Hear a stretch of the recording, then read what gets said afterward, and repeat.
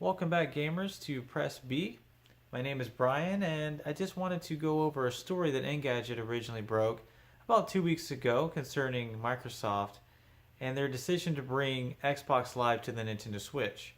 And what exactly does that mean for games? What exactly does that mean for the gaming industry going forward? And why is such an unprecedented thing? So sit back, relax, and let's have a discussion about the video game industry and its impending future. Okay, so what exactly is Microsoft seeking to gain by bringing Xbox Live to a seeming rival platform? Well, there's several things they want to do. One of those things in particular is basically funnel players from these other devices, in this case, Android, iOS, and of course, the Nintendo Switch, in order to basically lay the groundwork for what they are ultimately trying to do. So basically, Microsoft has three different platforms they want to launch: XCloud, Game Pass, and game streaming. So let's start with XCloud. What exactly is XCloud? Well, frankly, XCloud is Microsoft's plan to bring cloud gaming to their next console. Now, what exactly are they aiming to do with cloud gaming? Well, they basically want to make it to where you could play any game anywhere on any device. Now, on the surface of things, it looks like a good deal, right? You could play Halo on your smart TV. You could play Halo on your smartphone. But the problem with this is that, like any platform, right? These devices weren't originally made for gaming. So like any platform, like I was saying, they have their strengths and weaknesses.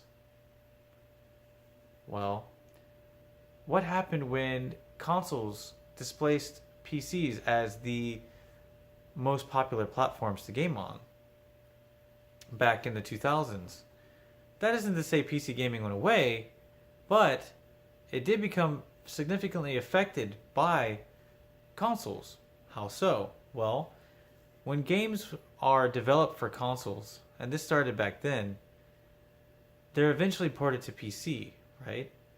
Well, it used to be, previous to that type of development model, PC was the most powerful platform and still is, and games used to be developed for PC first, a lot of the time, and brought to consoles, because it's a lot easier back then to simply just port down to a least powerful console. But that changed when consoles became much more mainstream and much more popular, and developers realized that they could make a lot of money if they developed games for consoles first and then ported them later. Well, if games are made to be played on your smartphone or on a tablet or smart TV, as well as a console, that's inevitably going to affect the design, because these devices have inherent weaknesses that, especially when we talk about phones in general, right? Smaller screen, largely a touchscreen interface. If games are developed with that in mind, then that's going to affect the game design, right? They're going to have to be simpler. They're going to have to be created in a way visually that they're appealing on these other platforms. So that's the biggest issue with xCloud. And in a lot of their internal tests, they imagine people playing on these devices, a tablet, smartphone, smart TV, using a Bluetooth controller. Smart TV isn't necessarily as bad of a problem, simply because you're playing games as they've always been played, except without the console itself. You just have the controller.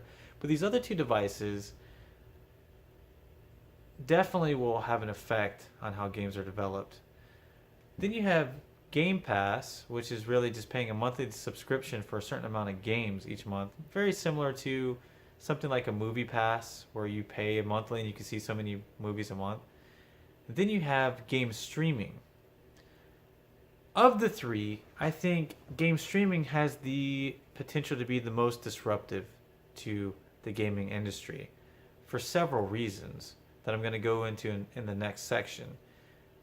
A lot of that has to do with the fact that the revenue model for streaming is a lot different than how games are today. So let's get right into Microsoft's plan for the future.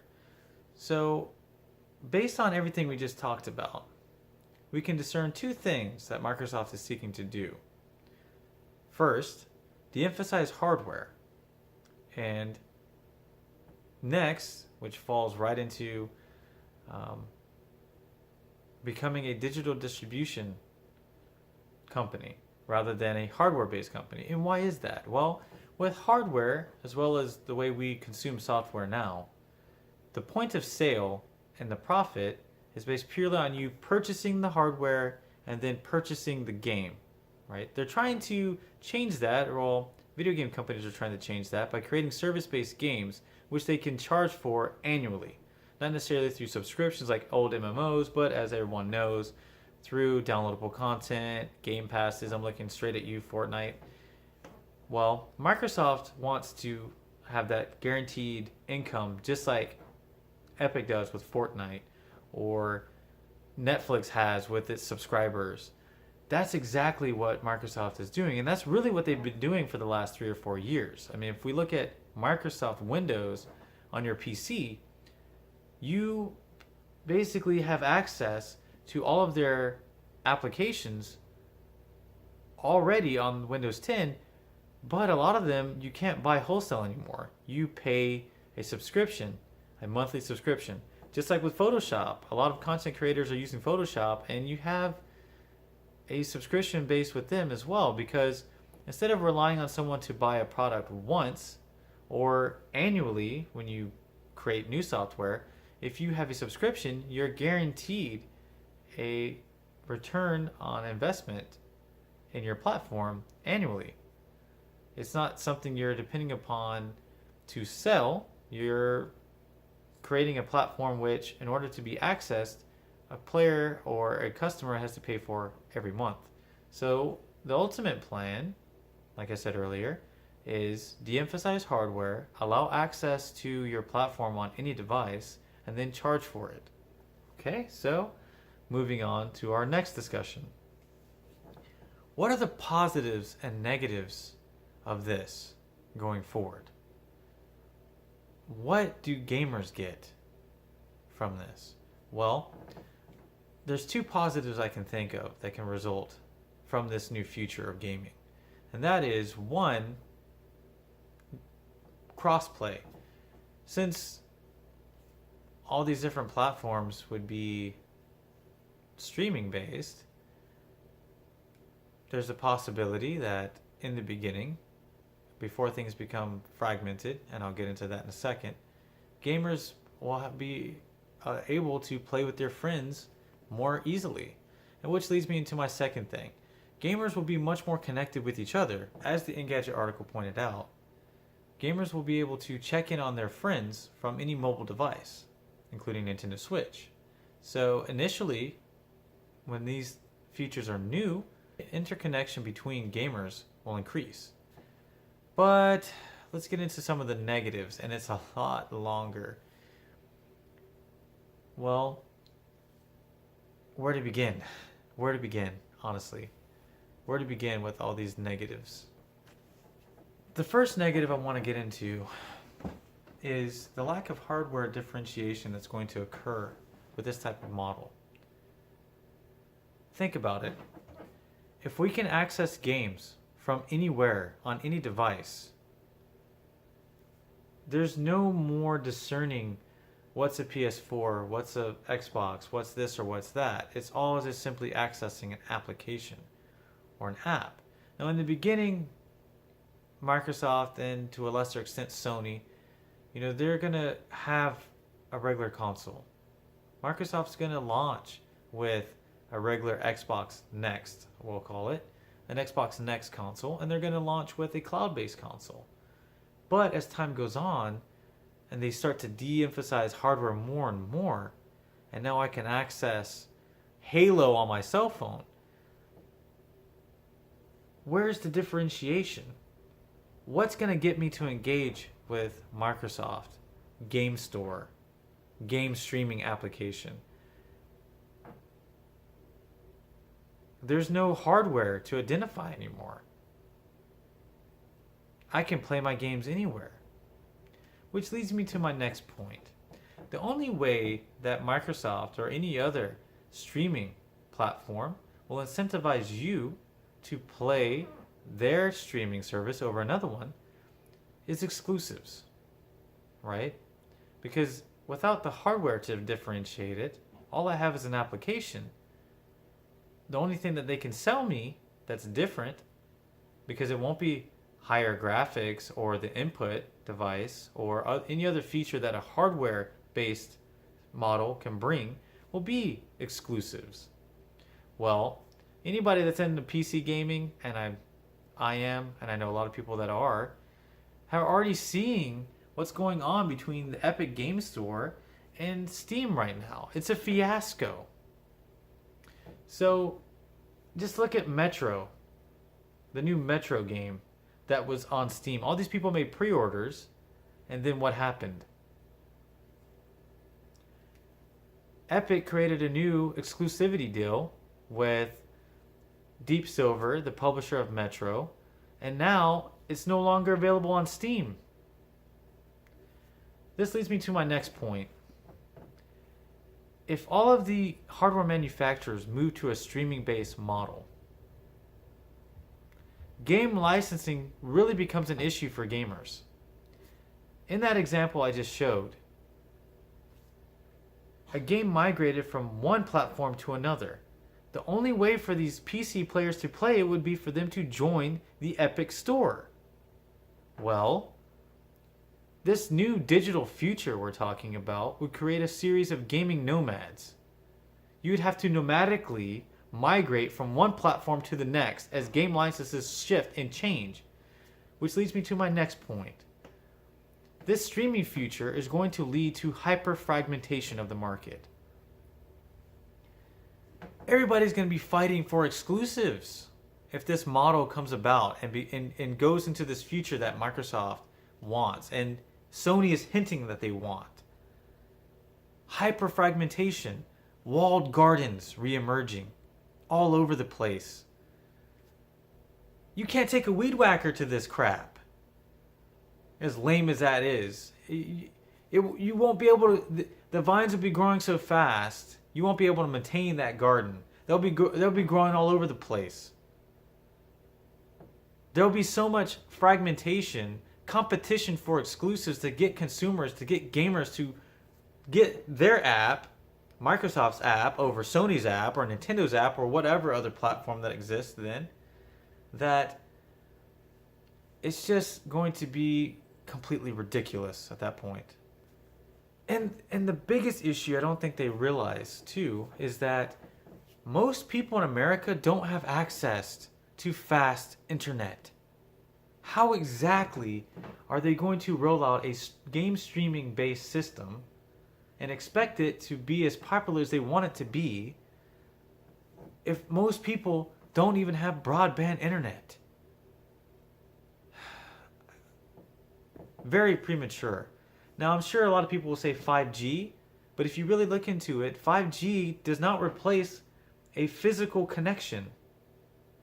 In fact, the whole 5G being rolled out in America itself right now is shrouded in controversy. It's not even 5G, people. Look into it. Anyway, moving on. Hardware innovation. Without any hardware to speak of, or rather, without a focus on hardware, there will be no innovation, right? We're going to be playing games on any device, anywhere. So, the input method is going to have to remain pretty consistent across these platforms. And it's going to have to be simple enough that it can be ported to all these different platforms. Which means that the way we play games, the input method we use to play games, when we're talking about traditional games, isn't going to change. It's going to stagnate. It's going to remain the same. If you're like me and you've been playing games for 25 years, I'm 30 now. I probably didn't really start playing games until I was 5. Then You've seen games change. You've seen the 3D revolution. You saw games go from the 16-bit era to 32-bit, 64-bit, 132-bit, and on. You've seen how the input method has coalesced around what we have today, and frankly, it's getting kind of stale. It's starting to show its teeth a little bit, and it's not going to change with traditional gaming with this type of model. It's only going to stagnate even more. It's going to stay the same. Gaming hasn't really changed in the last 3 generations as far as mechanics and input, unless we're talking about VR, which I'll make a completely other video on. We're just going to see more and more stagnation. And this leads me to my next and last negative point, and I'll stop raining on this parade as much. With the new revenue model that will inevitably occur because of game streaming, video game developers and publishers are not going to get their money from purchasing their game. They're going to get money from the amount of time players play a game, right? Because they are licensing a game to a streaming service if they don't have their own streaming service, which is going to just incentivize them to make more and more games as a service type franchises like Fortnite, like Anthem, that's not released yet but is looking more and more like a service-based game, like Destiny. If you're like me, this type of model has too many drawbacks. Do I want more service-based games? Do I want a model, a revenue model for developers and publishers that's going to basically cannibalize games even further to where now most of the games that they'll produce are service-based? Because that's exactly what it looks like is going to happen. If they're going to monetize games based on how many hours a person plays them, then single-player games, these, even though they're rich with content, most of the time you play them, you unlock everything, you have your experience as deep as it was, and then you move on to the next one. Well, these type of games won't get the same amount of hours as a game like Fortnite is going to get. So of course, these video game developers, under this new model, they're going to have to basically create service-based games. I'm not really looking forward to this type of future, gamers. It's not what I want for the video game industry. And I really want to hear your opinion on this. So, what's my ultimate conclusion? What do I think is going to happen if this continues and goes as far as Microsoft wants it, or maybe even Sony wants it? That is a video game collapse. Games are going to go down in quality. The type of games being made is going to get even worse. We're going to have even less variety. We're going to see a lot less innovation in hardware. Traditional gaming looks like if it continues along this track, it's just going to collapse itself. It's depressing. And if that's the case, I feel like the only way forward is for something much more disruptive, much more different than what we're doing, at least in the traditional game space. And for me, this really pushes me into VR gaming. I already own an Oculus Rift, I already own a gaming PC, as well as a PlayStation 4, and a Nintendo Switch. And I still game on my Nintendo Switch because it's portable. But my PlayStation 4 doesn't see much playtime anymore, I'll be honest with you, ever since I got an Oculus Quest. It's just so different. Anyway, I'll stop gushing about that and get back to the serious point that without innovation, without a hardware interface as the emphasis for a gaming division such as Microsoft's, the future is looking pretty bleak. In any case, let me know what you think, like and subscribe, and help my YouTube channel grow. In any case, I'll see you guys at the next video, and in the meantime, take it easy and keep gaming.